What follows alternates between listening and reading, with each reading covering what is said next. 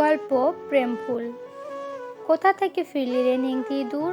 অনেক শখের পর হুমায়ুন স্যারের অপেক্ষা বই খানা কিনে পাড়ার রাস্তা দিয়ে হেঁটে হেঁটে বাড়ি ফিরছিলাম। হঠাৎ কারো সম্বোধন পেয়ে রাস্তার পাশে পুরনো টিনের গড়া ছোটোখাটো একটা রেস্টুরেন্টে সেখানে তাকাই।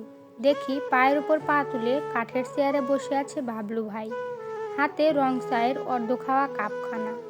তার জিজ্ঞাসায় আমিও বোকার মতো বলে ফেলি, যেখান থেকেই ফিরি তাতে তোমার কি? চোপড়াও বেয়াদব সহসাই গর্জে উঠল বাবলু ভাই। আমি নির্ভেজাল বিস্ময় কণ্ঠে প্রকাশ করি, সে কি? এখানে আমার বেয়াদবিটা কোথায় দেখলে? হাতের কাপখানা দিল তার সাঙ্গপাঙ্গদের হাতে। চেয়ার ছেড়ে এগিয়ে এলো আমার নিকট, ঠোঁটের কোনায় সিগারেটটা সিনেমার ভিলেনদের মতো খেলাতে খেলাতে বলল, এই যে এই মাত্রই তুই আমার মুখে মুখে তর্ক করলি। বারে, আমি তর্ক করতে গেলাম কখন? আবারও তর্ক, আবারও প্রশ্ন, আবারও বেয়াদবি। চড়িয়ে চড়িয়ে চেহারার জিওগ্রাফি এমন পাল্টে দেব যে দেখবি চোখের জায়গায় মুখ, মুখের জায়গায় কান, কানের জায়গায় থুতনি বসে আছে।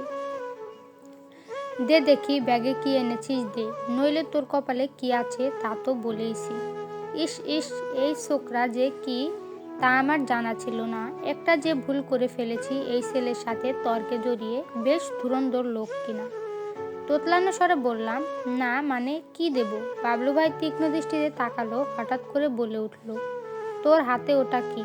আমি আমার হাত পেছনে নিয়ে ভয়ে ভয়ে বলি, একটা বই। বাবলু ভাই লম্বা, আমার থেকে অনেক বেশি লম্বা।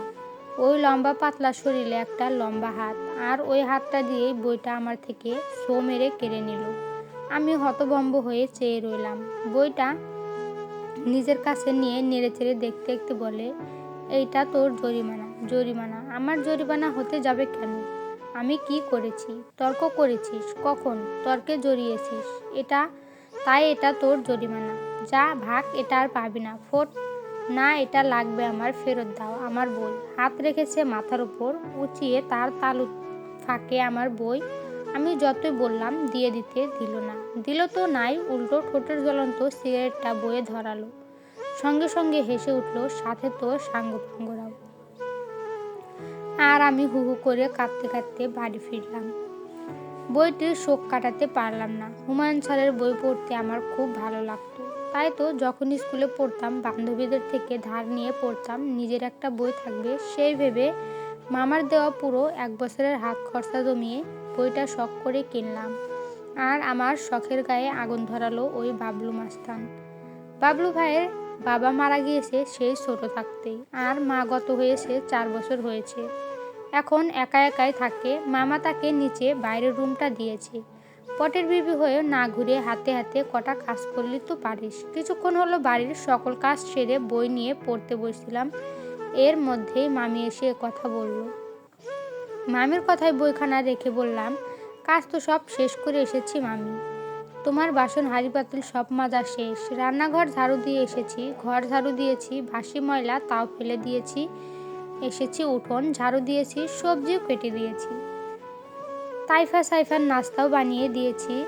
আর কি কাজ আছে? শেফালি বেগম চেঁচে উঠল, রাগে কণ্ঠে চেঁচিয়ে বলল, আমি কি তাহলে মিথ্যা কথা বলছি? দিন দিন অলস হচ্ছিস, মামুর কামাই করা টাকা পেয়েছিস, বসে বসে গিলছিস, চোখে কোনো কাজ ধরে না। আমার মেয়েগুলোর কলেজ যাওয়ার সময় হয়েছে, আর তুই এখনো ওদের কাপড় চোপড় ধুতে পারিসনি। বিকেলে ওদের কোথায় যেন যেতে হবে, আর তুই কি করছিস? এসব বই নিয়ে বসেছে মহারানী বিদ্যাসাগর হতে চাস? এত বই পড়ে কি করবি? লেখাপড়া তো করিস না। আমার মেয়েদের বই নিয়ে তোর এত কেন পড়তে হয়? মামি, আমি লেখাপড়া করতে চাই। চুপ। এই কথা যদি আর একবার বলেছিস, খুন্তির চাকা মনে আছে তো, আবার পিঠে পড়বি। তোর মামু যদি এই কথা শুনতে পায়, তোর খবর আছে।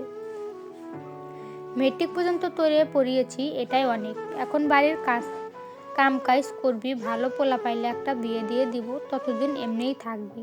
আর এই বই আর যেন ছুঁতে না দেখি। এই নে ধর, এই জামা কাপড়গুলো ধুয়ে উঠোনে মেলে দিয়ে আয়। জামা কাপড়গুলো ছুঁড়ে দিয়ে চলে গেল শেফালি। জেসমিন জামা কাপড়গুলো কাচতে চলে যায়, ধুয়ে মেলতে যায় উঠোনে। কিরে নেংটি দু, সারাদিন এত কিসব কাজ করিস রে তুই? জেসমিন কাপড় চোপড় মেলছিল, কপাল কুঁচকে পেছন ফিরে তাকালো, দেখলো বাবলু একটা স্যান্ডো গেঞ্জি পরা, পরনে লুঙ্গি দুকুচি দিয়ে রেখেছে, মুখে ব্রাশ। বেলা বেজেছে 10টা, সবে ঘুম থেকে উঠেছে, সারা রাতভর মদ গিলে পরে পরে ঘুমাবে বেয়াদব কোথাকার। জেসমিন বাবলুর দিকে থেকে মুখ ঘুরিয়ে আবারও জামা কাপড় মেলতে ব্যস্ত হয়ে পড়ল। বাবলু দরজা থেকে নেমে এগিয়ে এলো, 2 কদম লুঙ্গির এক পাশ আঙুলের ডগায় পেঁচিয়ে তুলতে তুলতে জেসমিনের পিছনে এসে দাঁড়িয়ে মুখের থুতু পাশে ফেলে বলল, কিরে বেডি, এত ভাব দেখাস কেন? জেসমিন বাবলুর কথায় কোনো প্রতি উত্তর করল না। জেসমিনের এমন ভাব দেখে বাবলু ভ্রু কুঁচকে মুখ ঘুরালো, ঠোঁটে বাঁকা হাসি রেখেই দড়িতে মেলা সব কাপড় চোপড় নিচে ফেলে দিল। বাবলুর এমন কাজে জেসমিন চোখ বড় বড় হাঁ করে তাকিয়ে রইল। বাবলুর ঠোঁটে প্রশান্তির হাসি খেলে যাচ্ছে। জেসমিন মুখ ভার করে বলল, এটা কি হলো? কোনটা? তুমি জামা কাপড়গুলো ফেলে দিলে কেন? বাবলু মাথার পিছনে হাত রেখে ঠোঁট উল্টে পাল্টে বলল, তাই তো, ফেললাম কেন? জেসমিন বলল, ফেললাম কেন? আসলে জামা কাপড় কি আমি ফেলেছি? জেসমিন দাঁত পিষে রুদ্রমূর্তির চেহারায় চেয়ে আসে। বাবলু হালকা কেশে বলল, এই জেসমিন, জামা কাপড় কার হাতে বলতো? জেসমিন সরু চোখে তাকিয়ে আছে, তার ইচ্ছে করছে এই লোকের মাথা ফাটিয়ে ফেলতে। বাবলু জেসমিনকে কিছু বলতে না দেখে ঝুঁকে মাটিতে পড়ে যাওয়া সকল জামা কাপড় তাড়াতাড়ি করে তুলে বালতিতে রেখে দেয়। তারপর জেসমিনের মুখে দৃষ্টি ফেলে স্পষ্ট স্বরে বলতে থাকে, জামা কাপড় তোর হাতে। ফেলেছে কে জেসমিন? আমি কে? আমি তো এখনো ঘরে ঘুমাই গেলাম। আমি এখনো ঘুম থেকে উঠিনি, ঘুমের ঘরে হাঁটতে হাঁটতে ভুলে চলে এসেছিলাম। আমি তো জামা কাপড় ফেলিনি। জামা কাপড় ফেলেছে কে? তুই। বাবলু তাড়াতাড়ি করে এখান থেকে কেটে পড়ে ঘরে ঢুকে দরজা লাগিয়ে দেয়। জেসমিন বাবলুর যাওয়ার পানে তাকিয়ে তপ্ত শ্বাস ফেলে বালতি হাতে নিয়ে ভেতরে যায়। আবার ওই জামা কাপড় কাচতে হবে, তার শান্তি নেই। বাবলু ঘর থেকে আর বেরোয়নি। এখন দুপুর ছাড়িয়ে বিকেল গড়িয়েছে, আজ খেতেও যায়নি। জেসমিনের মামা রমজান মিয়া তাকে খেতে ডেকে গিয়েছিল, সে তাও যায়নি, বিছানায় শুয়ে শুয়ে সিগারেট ফুঁকছে। হঠাৎ দরজায় ঠকঠক আওয়াজ শুনতে পেয়ে চৌকি থেকে নেমে যায়।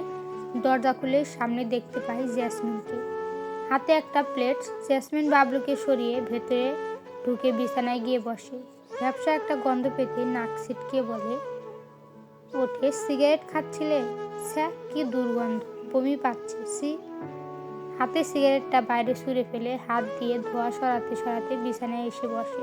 জেসমিন প্লেটে ভাত নিয়ে এসেছে, বাবলুর সামনে এগিয়ে দিয়ে বিছানায় এক পা রেখে অন্য পা নিচে ঝুলিয়ে রেখে বসে। বাবলুর প্লেটে ঢাকনা উঠিয়ে চোখ ছোট ছোট করে বলল, কি নিয়ে এসেছিস? এই মাছ কে খায়? পারলে মাছের মাথাটা নিয়ে আসতি। জেসমিন মুখ ভেঙে বলে, এত মাথা খেতে ইচ্ছে হয়, কামাই করে খেতে পারো না? সে মুরত্ব নেই, যা পাচ্ছ তাই খাও। জেসমিনের কথায় বাবলু চোখ ছোট করে ফেলল। খাওয়ার খোটা দিচ্ছিস? আমি কেন খাওয়ার খোটা দিতে যাব? ভাত চাল কি আমি রোজগার করি? করে তো মামু। তাহলে তুই তোর মামুর রোজগার কেন খাস? তো কার রোজগার খাবো? কেন কারোর রোজগার খেতে যাবি? বাবলুর প্রশ্নের আগামাথা কিছুই বুঝতে পারল না জেসমিন। তাকে অবুঝ দৃষ্টিতে তাকিয়ে থাকতে দেখে বাবলু বলে, তুই রোজগার না করে যদি তোর মামুর রোজগার খেতে পারিস, তাহলে আমি কেন পারবো না? আমিও আমার চাচার ভাত খাই, তোর এত জ্বলছে কেন? জেসমিন বিছানা থেকে নেমে যেতে নেয়, পিছন থেকে বাবলু বলে ওঠে, কই যাস, খাইয়ে দিয়ে যা। সহসায় ফিরে তাকালো জেসমিন, কটাক্ষ করে বলল, তোমার হাতে কোনো ব্যায়াম নেই? হাত কেটেছে ঠিকই হয়েছে, আবারও মারপিট করেছো তাই না? তাহলে আর কি? খেতে পারলে খাও, না পারলে যা ইচ্ছা তাই করো। না খেয়ে ভাত যদি ফেলেছো, দুবেলা ভাত পাবে না বলে দিলাম।